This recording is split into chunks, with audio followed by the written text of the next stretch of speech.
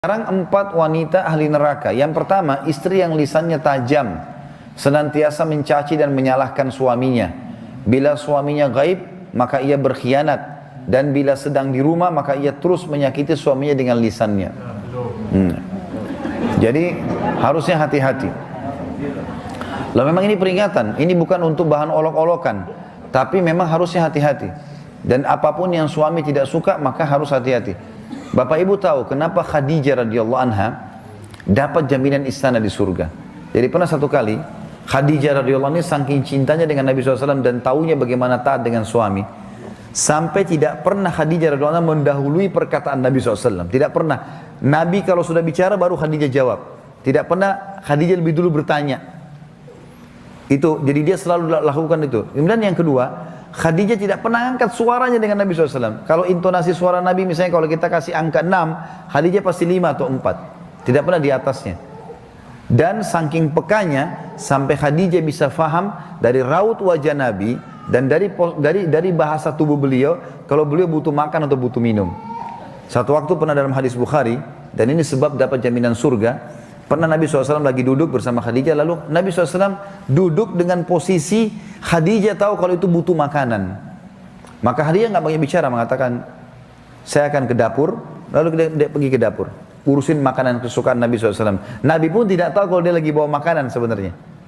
Jadi ini saking pekahnya. Begitu Khadijah lagi mau datang ke kamar, Jibril datang dari langit alaihissalam, dan Jibril berkata, hai Muhammad, sebentar lagi istrimu Khadijah akan datang. Sampaikan salam Tuhannya. Allah kirim salam sama Khadijah. Dan salamku juga. Jibril kirim salam. Ini lihat ibu-ibu luar biasa. Salamku juga sama dia. Dan sampaikan kepadanya berita gembira. Kalau dia akan dapat istana di surga. Gara-gara apa? Pelayanannya sama suaminya nih. Istana di surga yang terbuat dari mutiara dan tidak ada keributan di dalamnya. Kenapa tidak ada keributannya?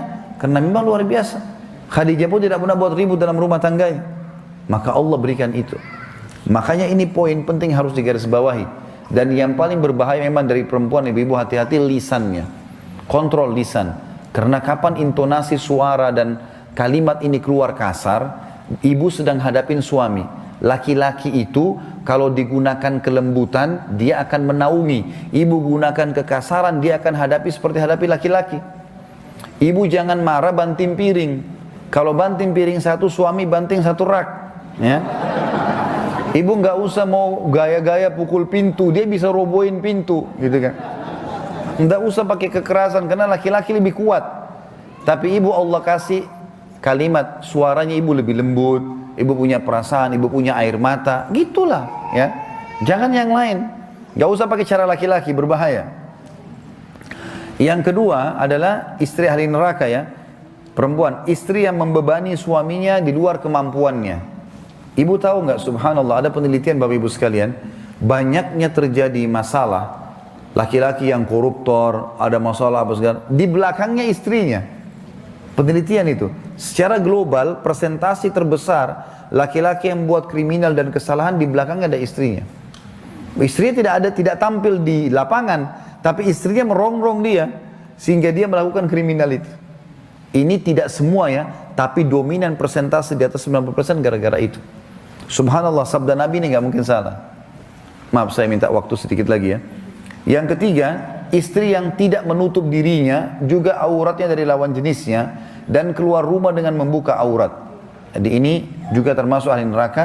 Yang terakhir, yang keempat, istri yang tujuan hidupnya hanya makan, minum, tidur, yang tidak punya keinginan untuk mendirikan sholat, mentaati Allah, Rasulnya, dan juga suaminya. Jadi misalnya sibuk di depan TV, suaminya datang, mana makanan? Tuh di meja makan. Sholat, sebentar aja sholatnya. Gara-gara sinetronnya, gara-gara filmnya, gitu kan. Maka ini ahli neraka ini, hati-hati. Ya. Kemudian ada hadis yang lain, kata Nabi SAW, kita sudah selesai tadi 4 ahli neraka, 4 ahli surga. Hadis yang lain, tidak ada seorang istri pun yang meninggal dunia, lalu suaminya ridho kecuali ia pasti masuk surga. Ada jaminan di sini. Karakter laki-laki ibu harus kenal, saya sebutkan secara global, adalah dominan akal. Jadi kalau akal itu artinya masalah, solusi. Kemudian dia butuh dihormati kepemimpinannya. Biarkan dia mengambil keputusan, kita tinggal jawab pada saat ditanya. Jangan mendominasi. Mendominasi akan bentrok dengan karakter laki-laki. Tidak bisa sejalan nanti. Kemudian kalau mau memperbaiki, suami atau laki-laki tidak suka dihardik. Ya, tidak suka dihardik. Kamu salah, kamu begini, kamu begitu. Itu tidak bisa. Akan bentrok. Walaupun dia salah, dia akan menyerang. Itu karakter. Sama tidak suka digurui. Ya. Kemudian sebaliknya, suami suka diterima kasih. Ya. Ibu harus ucapkan itu. Kemudian juga dia suka diterima keputusannya, walaupun keputusan itu sederhana. Ya. Kata Nabi SAW dalam hadis yang lain, Allah tidak akan melihat seorang istri yang tidak berterima kasih pada suaminya, padahal ia butuh dengan suaminya. Allah tidak lihat, maksudnya Allah tidak akan memberikan ya kebaikan-kebaikan kepadanya. Dalam hadis yang lain juga, 3 golongan yang tidak akan diterima. Kata Nabi SAW, sholatnya, juga amalan-amalannya tidak akan dilangkat ke langit. Seorang budak yang lari dari tuannya sampai ia kembali. Yang kedua, seorang istri yang suaminya marah padanya sampai suaminya itu ridho kepadanya. Dan yang ketiga, orang mabuk sampai dia sadar. Jadi ibu biar sholat, khusyuk, baca 1 juz 1 malam, kalau suaminya nggak ridho, nggak diangkat ibadahnya ke langit, percuma. Maka ini ada hubungannya, kolerasinya dengan masalah itu. Pernah ada seorang wanita berkeluh kesah di depan Aisyah radhiyallahu anha dalam hadis Bukhari. Suamiku begini, terus keluh kesah. Nabi SAW lewat. Lalu kata Nabi SAW, hati-hati dengan lisanmu. Jangan ceritakan sembarangan suamimu karena dia surgamu atau nerakamu.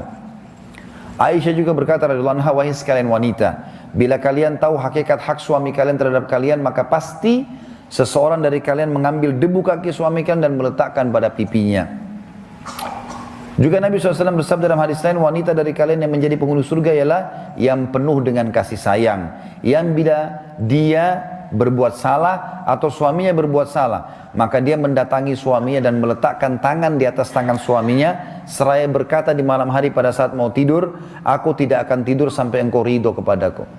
Ya perlu ibu-ibu tahu, sebenarnya kalau laki-laki pun buat salah, pada saat ibu datang kepada suami mengatakan, kalau memang saya yang salah maafin ya, itu malah muncul naungan. Kalau ibu makin merendah maka akan muncul naungan, maka dia akan mengakui kesalahan. Ini umumnya ya. Kemudian kita bicara tinggal 2 kewajiban lagi. Tadi yang pertama ketaatan, yang kedua adalah masalah biologis. Dan ini penting sekali karena salah satu syekh di Saudi, di Mesir, menulis buku dan saya lagi bedah bukunya, diterjemahkan bahasa Indonesia, namanya Mahkota Pengantin. Beliau mengangkat penelitian sebagian ulama tentang masalah sperma laki-laki. Salah satu komposisinya itu ada api. Makanya sperma itu panas ya. Salah satu karena dia darah gitu kan, dari darah. Kemudian dia kena tergabung dengan hikmah Allah, dari menjadi dia berubah warna dan dia punya komposisi api. Jadi dia memang panas. Nah ini kalau tidak dikeluarkan maka akan berpengaruh pada emosi. Jadi kalau ibu-ibu punya suami suka marah-marah, masalahnya di situ saja.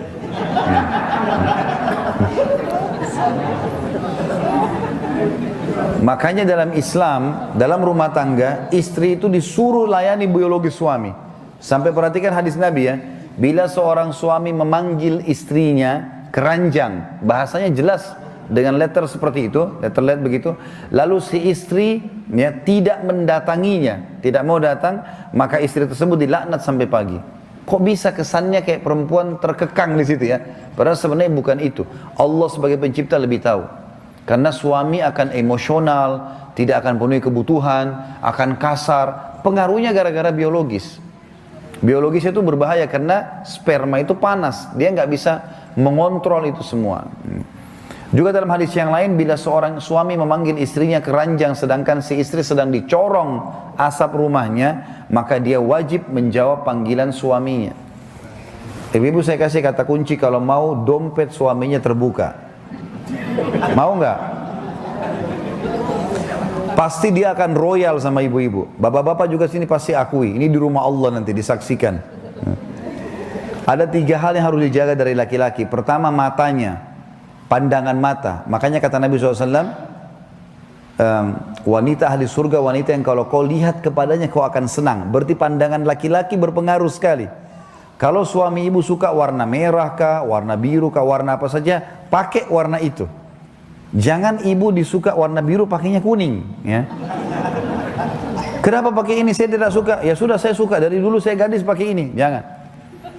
Dia suka warna itu, ya warna itu. Ada pernah rumah tangga Bapak Ibu sekalian 15 tahun berjalan, 15 tahun berjalan, itu subhanallah mau cerai.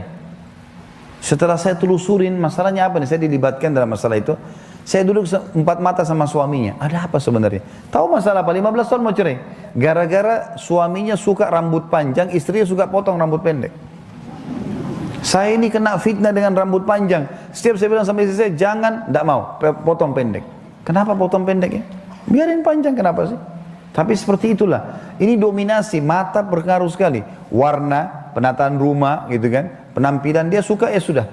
Ya, yang penting itu bukan pelanggaran agama. Kalau pelanggaran agama tidak boleh. Kalau Allah haramkan tidak boleh. Kata Nabi SAW, la ta'ata li makhlukin fi ma'siyati khaliq. Tidak boleh patuh pada makhluk yang berbau maksiat kepada sang pencipta. Yang kedua, perutnya. Apa yang bapak, suami ibu suka makanannya, misal sayur asam, misal apa, siapin selalu. Walaupun ibu lihat ini orang kok nggak bosan-bosan makan itu terus, nggak apa-apa, biarin di depan dia ada itu, ada sayur asam. Nanti ibu mau tambah menu lain silahkan. Begitu dia duduk, nah ini favorit saya, nah bagus deh itu. Ya, nggak usah bilang kamu nggak bosan ya, jangan bilang. Yang ketiga, kemaluannya, biologisnya. Kalau sudah dipenuhi tiga-tiga ini, dompetnya terbuka. Kalau dia pulang rumah berantakan, Pak, baju dia warna yang dia tidak suka, makanan dingin, mau diajak tidur tidak mau, bau lah segala macam. Terus beliin saya ini, nggak bisa. Saya mau ini, nanti aja. Nah itu rahasianya. Sudah dapat ya? Baik, banyak sekali hadis di sini Bapak Ibu sekalian, tapi saya tidak sebutkan semua. Yang ketiga yang harus dipahami adalah ibu tidak boleh beribadah sunnah kecuali dengan izin suami, terutama puasa sunnah. Kalau suami lagi libur, misalnya Senin Kamis, dia lagi cuti hari Senin, ibu kalau mau puasa izin dulu, saya mau puasa besok ya. Kalau diizinkan silakan, kalau enggak. Ya, itu sesuai dengan hadis Nabi SAW. Dalam hadis, tidak halal bagi seorang istri yang beriman pada Allah dan hari kemudian atau hari akhir berpuasa sementara suaminya sedang ada kecuali dengan izinnya, dan tidak boleh istri memasukkan siapapun ke rumahnya kecuali dengan izin suaminya. Ya. Jadi walaupun ibu yang punya rumah, ibu punya rumah nih, ibu beli, ibu nikah dengan seorang laki-laki, orangnya miskin, tidak punya rumah, dia tinggal di rumah ibu. Walaupun itu rumahnya ibu, setelah dia jadi suami, ibu nggak boleh masukkan sembarangan orang di rumah. Sampaikan. Karena dia sekarang penaung dan pelindung di situ. Maka ini perlu digarisbawahi, tidak boleh berpuasa, terutama sunnah ya. Kata Nabi SAW dalam hadis yang lain, tidak boleh seorang wanita berpuasa sementara suaminya sedang bersamanya, kecuali dengan izinnya. Sama juga kalau bapak ibu kita kan kalau bakti sama orang tua, perhatikan perbedaan antara ketemunya haknya Allah wajib dengan hak wajibnya makhluk. Jadi misal sholat 5 waktu, kan itu wajib kita ya. Kalau ketemu itu dengan hak wajibnya makhluk, misalnya bakti sama orang tua. Kalau kita lagi sholat duhur misalnya, ibu kita atau ayah kita panggil, nah kita nggak usah batalin sholat, karena wajib sama wajib ketemu. Wajib haknya Allah dengan hak wajibnya makhluk. Tapi kalau ketemu dengan hak sunnahnya Allah, misal kita lagi sholat sunnah, ketemu dengan hak wajibnya makhluk, ibu atau ayah kita panggil, kita harus batalkan sholat sunnahnya. Ya, ini nggak boleh enggak. Jadi kalau ibu kita lagi panggil, oh saya lagi sholat sunnah, nggak bisa, batalin. Sama juga kalau istri yang dipanggil oleh suaminya.